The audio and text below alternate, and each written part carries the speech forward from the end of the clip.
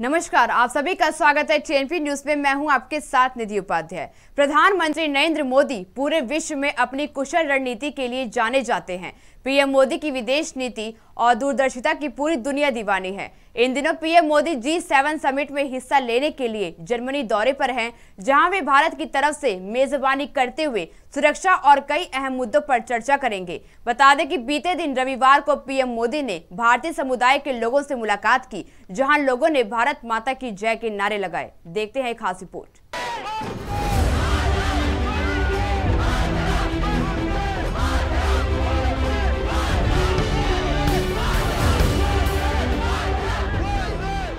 वंदे मातरम और भारत माता की जय के नारे, ये तस्वीरें हर किसी भारतीय के सीने को गर्व से भर देने वाली है।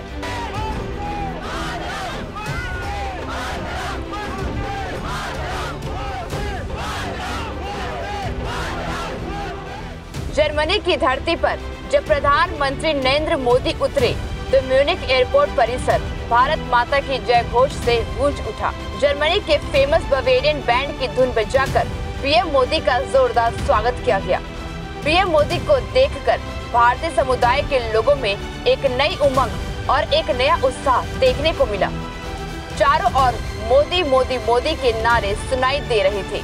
लोगों के हाथों में तिरंगा था और पीएम मोदी से एक बार हाथ मिलाने की इच्छा। प्रधानमंत्री नरेंद्र मोदी G7 सम्मेलन में भाग लेने के लिए 2 दिवसीय दौरे पर जर्मनी गए हैं। यहाँ उनका भारतीय समुदाय ने जोरदार स्वागत किया।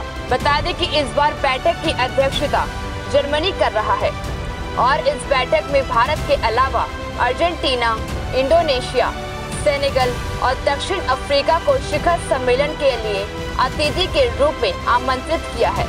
पीएम मोदी G7 देशों और अतिथि देशों के साथ पर्यावरण, ऊर्जा, जलवायु, खाद्य सुरक्षा, स्वास्थ्य, आतंकवाद, लैंगिक समानता और लोकतंत्र जैसे मुद्दों पर चर्चा करेंगे। पीएम मोदी G7 और अतिथि देशों के साथ बैठक करेंगे और समकालीन मुद्दों पर बातचीत भी करेंगे।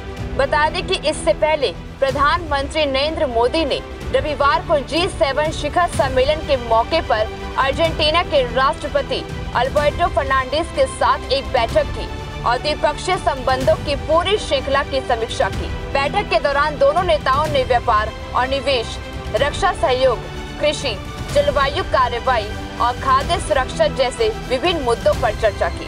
प्रधानमंत्री नरेंद्र मोदी ने यहां भारतीय समुदाय को भी संबोधित किया।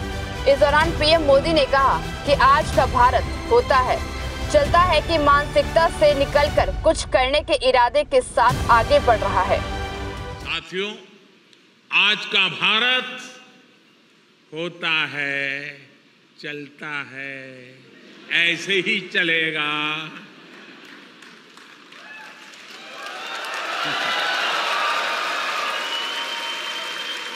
उस मानसिकता से बाहर निकल चुका है दोस्तों। आज का भारत की पहचान है, करना ही है और समय पर करना है।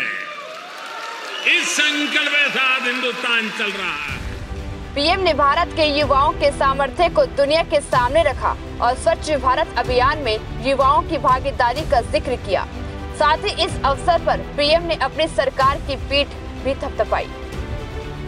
क्लाइमेट चेंज आज ये भारत में केवल सरकारी पॉलिसीज का मुद्दा नहीं है। भारत का युवा ईवी और ऐसी ही दूसरी प्रो क्लाइमेट टेक्नोलॉजी में इन्वेस्ट कर रहा है। सस्टेनेबल क्लाइमेट प्रैक्टिसेस आज भारत के सामान्य से सामान्य मानवी के जीवन का हिस्सा बन रही है। 2014 तक भारत में खुले में शौच एक बड़ी समस्या थी, लेकिन हमने देश में 10 करोड़ से ज्यादा शौचालय बनवाए। आज स्वच्छता भारत में एक जीवन शैली बन रही है। भारत के लोग, भारत के युवा देश को स्वच्छ रखना अपना कर्तव्य समझ रहे हैं। आज भारत के लोगों को भरोसा है कि उनका पैसा ईमानदारी से देश के लिए लग रहा है, भ्रष्टाचार की भेंट नहीं चढ़ रहा है। पीएम ने अपनी पिछली यात्रा का जिक्र करते हुए कहा कि स्टार्टअप अभियान को पहले कोई जानता नहीं था, लेकिन आज भारत स्टार्टअप के क्षेत्र में दुनिया का तीसरा सबसे बड़ा इकोसिस्टम है। साथियों, मुझे याद है कि साल 2015 में जब मैं जर्मनी आया था तो स्टार्टअप इंडिया अभियान एक आइडिया के स्तर पर था, शब्द कान पे पड़ते थे। तब स्टार्टअप वर्ल्ड में भारत का कोई नाम निशान नहीं था, कोई जानता ही नहीं था। आज भारत में दुनिया का तीसरा सबसे बड़ा स्टार्टअप इकोसिस्टम है। एक समय था जब भारत साधारण से साधारण स्मार्टफोन भी बाहर से मंगाता था।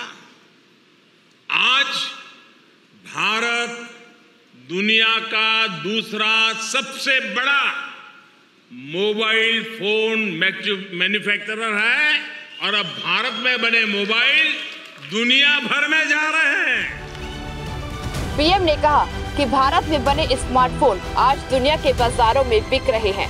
बता दें कि कार्यक्रम के मुताबिक G7 शिखर सम्मेलन में भाग लेने के बाद प्रधानमंत्री 28 जून 2022 को संयुक्त अरब अमीरात की यात्रा करेंगे।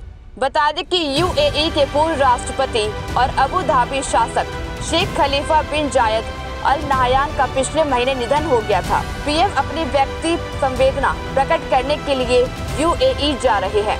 पीएम की यह यात्रा कई मायनों में खास है। एक तरह रूस और यूक्रेन का युद्ध चल रहा है, जिससे दुनिया के सभी देशों की अर्थव्यवस्था पर गहरा असर हुआ है।